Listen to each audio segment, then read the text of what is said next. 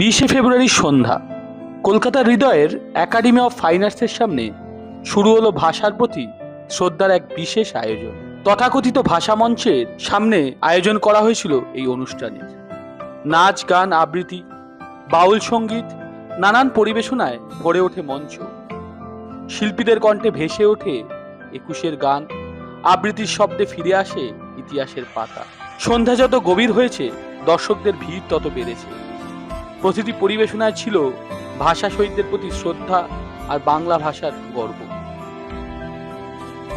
এত বড় উদ্যোগ আপনারা যে নিয়েছেন, প্রতি বছর এটা চলছে, সেটা নিয়ে আপনাদের কি ভাবনা চিন্তা এবং আপনাদের কি চিন্তা ভাবনা বা আগামী দিনের ভাবনা চিন্তা একটাই, বাংলা ভাষাকে সম্মানীয় জায়গায় পৌঁছে দেওয়া। এটাই হচ্ছে মেন উদ্দেশ্য। আর যেটা হওয়ার কথা ছিল, এই বাংলাকে নিয়ে অনুষ্ঠান, সেটাই এখানে হচ্ছে। আর তার সাথে আমি জড়িত রয়েছি। এটা ভেবে এবং কাজ করে আমি খুব আনন্দিত। এবং বহু মানুষ এসছেন, দেখেছেন আপনারা।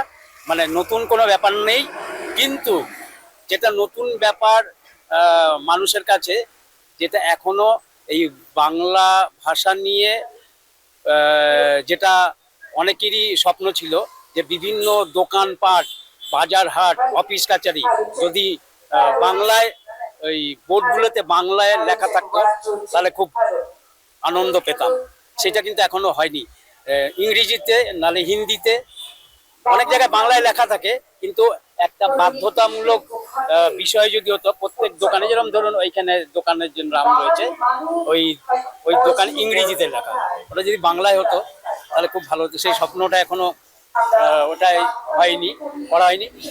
আর বাংলা ভাষা নিয়ে অনেকের একটু সংশয় রয়েছে। কিরকম জানেন, মানে ওই যে আমার মেয়েটা জানেন বাংলাটা ঠিক আসে না, এটাই খুব দুঃখ দেয়, পীড়া দেয়। এইটা হলে সবচেয়ে ভালো। কেন আমরা যখন জন্মগ্রহণ করি জন্যেই কিন্তু যে বাচ্চা কাঁদে, মা বলে, দেখবেন আপনি অনেক সময় অনেক বাচ্চা মা বলে চিৎকার করে। এই যে মা, বাংলা ভাষাটা, তার মধ্যে একটা আবেগ রয়েছে, আন্তরিকতা রয়েছে। সেই ভাষা সবার মধ্যে যেন আসে, সেই জন্যই আমাদের এই ভাষা চেতনার অনুষ্ঠান প্রত্যেক বছর করা হয়। তার মধ্যে দিয়ে মানুষকে সচেতন করা। অনেক অনেক ধন্যবাদ বিপ্লব বাবুকে। উনি আমাদেরকে বললেন আজকে যে এই ভাষা দিবসের প্রাককালে যে আমরা এই অনুষ্ঠানে উপস্থিত, তা কিভাবে চলবে সারা রাত ধরে, সেটাও যেমন আমরা জানলাম। তার সঙ্গে একটা বড় কথা উনি বললেন যে আজকাল আমরা কোথাও দেখি না, মানে বিশেষ করে আমাদের এই পশ্চিমবাংলার কোনো বোর্ডে ইংরেজি লেখা থাকতে পারে, কিন্তু বাংলা লেখাটা নেই। এটা আক্ষেপ উনি করলেন। এবং আজকালকার দিনের ছোট ছোট ছেলে মেয়েরা যারা পড়াশোনা শিখছে, তারা বাবা মারাও তাদেরকে অনুপ্রাণিত করছে না বাংলা বলার জন্য। ইংলিশ শিখতে সবাই চাইছে, কিন্তু বাংলাটা আমাদের নিজেদের মাতৃভাষা, সেটা হয়তো আমরা ভুলে যাচ্ছি।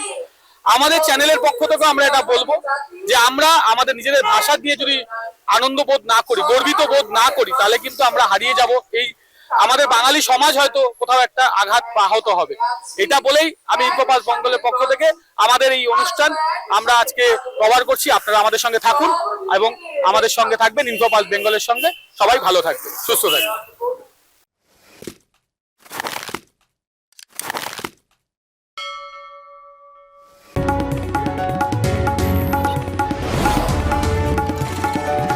আপনারা দেখছেন ইনফোপালস বেঙ্গল, সত্যের স্পন্দন, বাংলার কণ্ঠ।